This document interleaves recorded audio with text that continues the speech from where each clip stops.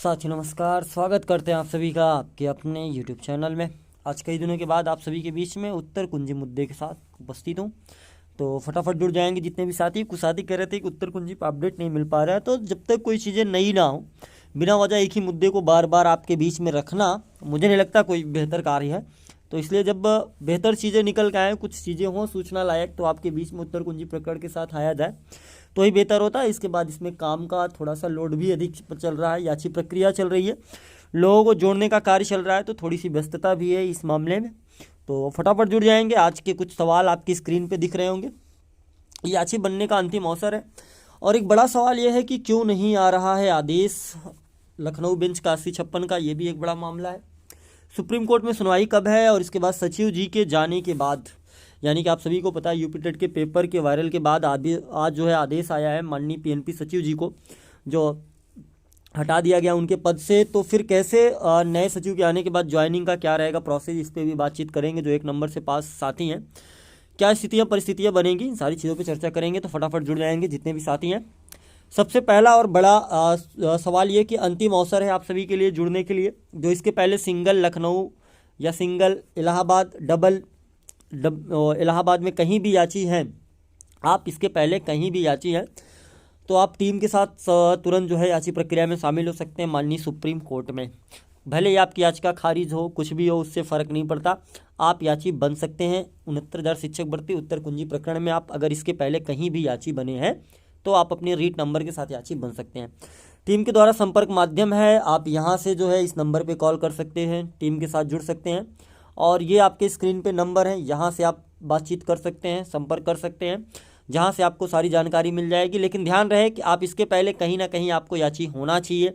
जो कहीं भी याची नहीं है उन साथियों को नहीं जोड़ा जा रहा है। इसके पास पास कैंडिडेट जो है उन्हें भी नहीं जोड़ा जा रहा है, लेकिन 1 नंबर पा करके परिभाषा वाले पे पास हो रहे हैं, कट ऑफ में नहीं आ पा रहे, ठीक है। और इसके बाद जो 1 नंबर पाए हैं अभी भी पास नहीं हुए हैं, उनके लिए भी याची बन सकते हैं। लेकिन ज़रूरत यह है कि आप इसके पहले कहीं याची होना आपका ज़रूरी है। चलिए, ये तो हो गई याची प्रक्रिया की बात जो हमने बता दी। हाँ, याची शुल्क के लिए 3,000 रुपये जो है याची शुल्क है, ये आप जानते रहें।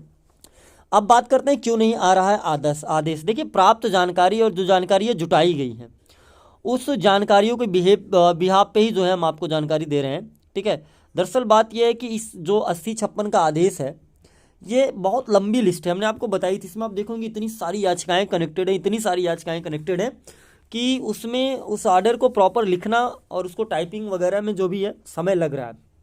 और दूसरी बात ये कि आदेश का आना और न आना जहाँ तक संभव है वो माननीय जज साहब को ही पता होता है। हम सिर्फ अंदाज़ा लगा सकते हैं और चीज़ें पता करवा सकते हैं। तो बस जब तक आदेश आएगा नहीं तब तक तो अपलोड नहीं करेगा जहाँ से अपलोड किया जाता है।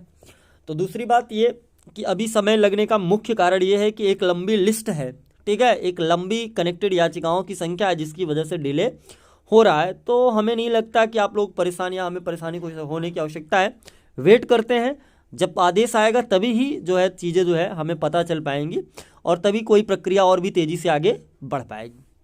अब बात करते हैं माननीय सुप्रीम कोर्ट में सुनवाई के लिए।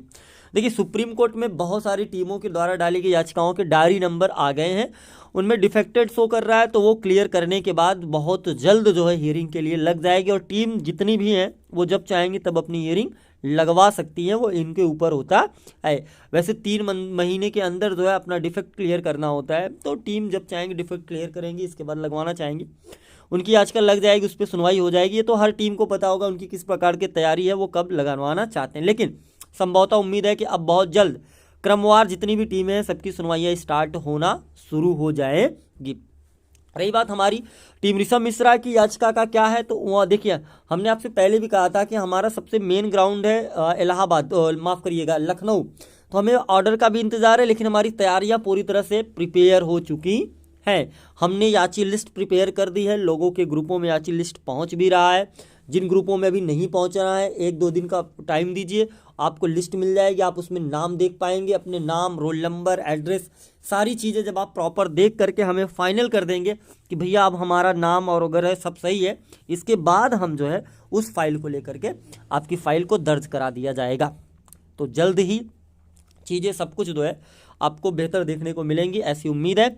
अब बात करते हैं सचिव जी के जाने के बाद समस्या क्या हो रही है। देखिए, सचिव जी के आज यूपी टेट के निलंबित के बाद जो है समस्या ये है कि मन में आ रही कि सचिव जी चले जाएंगे, कोई नई सचिव जी आएंगे, इसके बाद क्या होगा। देखिए, किसी के आने या जाने से जो है थोड़ा सा डिले ज़रूर होगा, लेकिन आपकी जीत पे कोई फ़र्क नहीं पड़ेगा। हमने आपको पहले भी कहा था, मसौदा भेजा गया है, सारी चीज़ें हो चुकी हैं। जब शासन स्तर से आ जाएगा आदेश, तब आपके ज्वाइनिंग के कार्य को बढ़ा दिया जाएगा। और अगर शासन से आदेश नहीं आ रहा है, शासन डिले कर रहा है, तो उसके लिए हमारे पास ऑप्शन होगा कि शासन पे पैरवी करी जाए।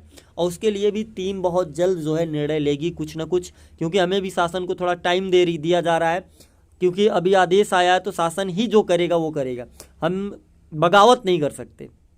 इसलिए वेट करना है थोड़ा सा। जैसी शासन स्तर से जानकारी मिलती है बताया जाएगा। अगर नहीं होती ऐसी स्थितियाँ तो आप तैयार रहिएगा, जो होगा बेहतर होगा। तैयारी इसलिए रखिएगा कि स्थितियाँ कैसी भी बनेंगी, हो सकता है धरना देना पड़े, हो सकता है अपनी बात के लिए माननीय सरकार के समक्ष हमको पहुंचना पड़े। 8 10 20 25 50 लोगों के साथ वहां पहुंचा जाए और बताया जाए कि सर हाँ ऐसी ऐसी बात है, हमारी भी बातों को सुना जाए। तो स्थितियाँ कुछ भी बनेंगी, जो बनेंगी वो तो भविष्य तय करेगा। लेकिन अभी भी उम्मीदें हैं कि शासन स्तर से जल्द जो है कोई निर्णय आएगा जिस पे फिर अग्रिम कार्रवाई करी जाएगी। तो ये रहा कुछ सवाल जिनके हमने आपको जवाब दिए हैं। इसके मन में भी अगर आपके मन में कोई सवाल उठ रहे हैं उसके अलावा, तो आप बेशक कमेंट बॉक्स में जाइए, अपने सवाल दर्ज करिए। हम उन सवालों के साथ आपके बीच में पुनः उपस्थित होंगे। तब तक के लिए आप सभी साथियों का बहुत बहुत धन्यवाद।